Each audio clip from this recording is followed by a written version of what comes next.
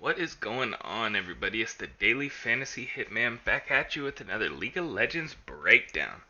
Today we got a spicy little 5 game slate, so let's get into all 5 of those games. Starting off with Hanwha Life Esports versus Leave Sandbox. Now, Leaf Sandbox is having a bit of a rough stretch this split so far, so they're excited that there's a break coming up. Because currently they're 1-6, and they're facing off versus the number 2 team in the LCK, which means, yeah, they're probably going to get stomped here, as you can see by the odds. Minus 500 for Hanwha Life Esports. Now let's take a look at blue side versus red side. Hanwha Life gets blue side twice here. Go over here. 8-1 on the blue side versus 3-7 on red side. So the fact that Hanwha Life comes into this series already with a massive advantage. The fact that they also get blue side advantage is just unfair. Okay, Hanwha Life is just the superior squad on all fronts. They're coming off a pretty convincing 2-1 win over Africa, where they just look like an absolutely different team when they were on blue side. And ultimately, that just comes down to how broken the draft is right now. You know, some teams understand it and some teams don't, and Hanwha Life is one of those teams that does understand it. So I'm going to give Hanwha Life the 2-0 here over Leaf Sandbox. Next series, let's go over to Damwon Kia versus DRX. Now, DRX might have you convinced here with the 2-1 win over Gen G. But let's remember, Gen G brought in Karis in the mid lane, and they had swapped Flawless back to Clid, so they were in a bit of turmoil in that series.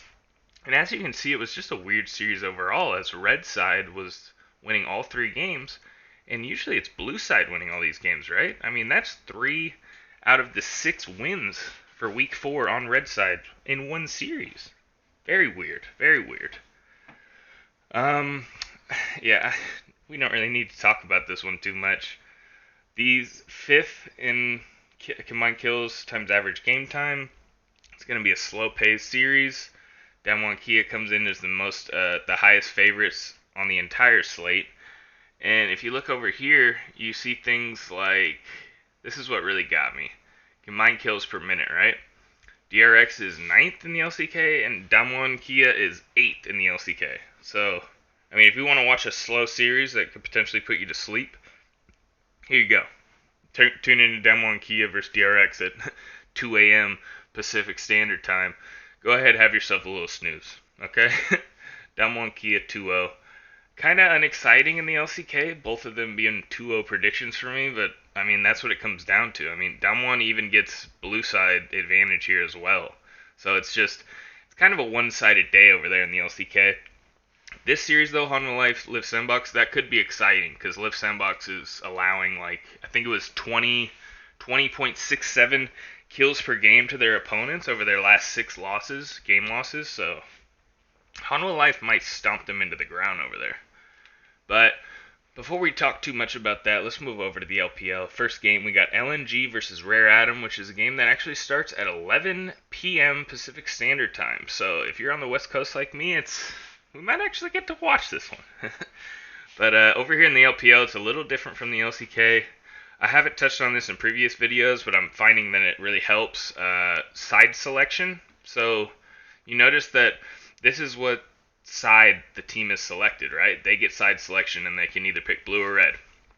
Red's only been picked 4 times. Blue's been picked 25 times out of 29 games.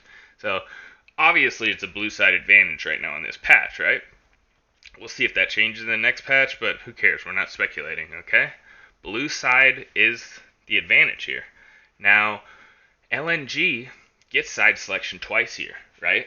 Now, it is a close matchup. I mean, we're talking close across the board. Early game close, mid to late game close. This is also one of the slower games, so if you're talking DFS, I don't know if I would really look towards this one. But overall, I see this being so close that I really do see this red side, blue side advantage coming in clutch. And then you look at things like this. This is what really does it for me. You see stats that are just so convincing that you can't turn away. 7-1 on the blue side this split, right? And LNG's played some impressive teams. On the red side, they suck ass. 1-5. But when you're 7-1 on blue side and you potentially are going to get blue side twice, they're going to beat Rare Atom 2-1 here. And it might literally just because they get blue side twice. Like, it's kind of shitty that that's how it works right now, but that's what you got to look at. Next series, we're going to go. So that one, my prediction, LNG 2-1 over Rare Atom. Now let's move over to the V5 versus E-Star. And you'll notice here, these are the rosters, straight from Weibo. Not a lot of changes here. V5, this is how I wrote it up in my matchup breakdown, is they finally stopped the carousel, which was their starting lineup, you know? They had 3 different guys coming in top lane. They kept swapping Trigger in for Y4. That's done now, I guess, right? So they're finally sticking with this lineup, which they first had to start the year, and was their best lineup. So I don't understand why didn't you just stick with them the whole split, but whatever. E-Star coming in. V5's getting side selection, right? So see if that matters at all, right? Of course it is, but, you just got to show the stats. V5's 5-3 on blue side versus 3-7 on red side. So again, the fact that they're getting blue side potentially twice is massive for them. And ultimately what this series comes down to for me is, Mole versus Irma. That's kind of a wash almost because Mole's been playing a little bit down recently. Y4 versus Rat. That's kind of even. A lot of these positions are even, right? But Hacker versus Weiwei, yeah, I give that advantage to Weiwei all day. And Weiwei leads his team in kill participation. He's like second or third highest in kill share by like 1 or 2%. I mean, this guy is literally carrying his team from the jungle, right? And the fact that V5, look at this one, they played against EDG, right? And you click on the link and you say, well, what happened here? They got O2'd. Why are you saying that they're... Well, okay. Look at this. You're telling me they were up 8 kills and they lost? So ultimately V5 threw this game away. If I remember correctly, it was some sort of a Elder Dragon steal, something like that. Something where it's just, what are you guys doing, So, I believe V5 is going to be carried here by Weiwei. You saw him 9-3-7 on the Graves. He's a great player. It's definitely not going to be a clean series. It's going to be a sloppier series. And you can see here, combined kills per minute times average game time. It's going to be one of the higher kill series on the slate, right? But I'm going to give V5 the 2-1 here, just because, E-Star, they've been in such great positions, and they always manage to throw it away. It's just, this team is resilient, but they're also stupid, And there's a reason that this E-Star team is sitting, where are they sitting at? 13th place, V5's in 12th, so pretty close, but with side selection and with the better roster, and we're sticking with the original roster, I like V5 here. I like V5 2-1. And the last matchup of the day is going to be the most hype matchup, and this is actually, ding ding ding, I'm finally picking a dog, even though it's plus 109, so don't know if you can really call it a dog, but I'm taking Invictus Gaming here because you see things like they have side selection advantage, right? So they could potentially get on blue twice. And you think with a team like Invictus Gaming that side selection wouldn't matter as much, right? But turns out I was wrong. 7-1 on blue side versus 2-5 on red side. So yeah, there's that. Also worth noting, this team is a very interesting team because they brought in a new jungler, Zun, from, he was playing with IG Youth in the LDL. And clearly this guy showed that he's insanely skilled because you look at this dude's stat line right now, and he's actually leading the team in kill share. And that's playing alongside guys like The Shy, Wink, and Rookie, who tend to always have great kill numbers, right? So the fact that Jun is hopping on these carries like Lilia, Nidalee, he loves the Olaf, things like that, this guy is someone to watch out for. he gets matched up with Wei from RNG, and he's a great jungler as well, but I just think that aggressiveness might catch Wei out a few times.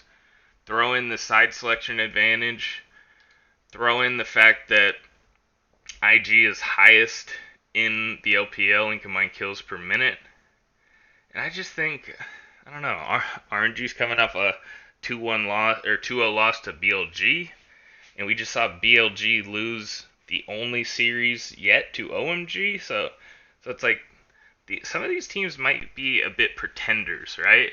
And IG still has that talent. I mean, they upgraded the ADC position. They do have, we have to note this, they do have Lucas in the support role, but I thought he looked really good last series. You know, albeit versus a bit of a weaker opponent, but I thought he looked really good. You could go for RNG here and say that, you know, they're going to bounce back from that BLG loss, but I think IG is just too aggressive, and I think they're just going to be too much for them. And I think they're going to come out here and win a 2-1, which is going to be a very bloody series. Which you can see here, it's first in combined kills per minute times average game time. So, my final picks are Hanwha Life 2-0, Damwon Kia 2-0, LNG 2-1, V5 2-1, and IG 2-1. That's it. That's it from me. Give me a subscription if you could please on YouTube, because we are trying to blow this thing up. And if you liked what you heard here and you wanted to see a little bit more for daily fantasy sports perspective, like DraftKings or something, I do offer my full matchup breakdowns, which you can see here. I offer that on Patreon, patreon.com/DFS Hitman, $20 a month. Thank you for listening, and good luck tonight, everybody.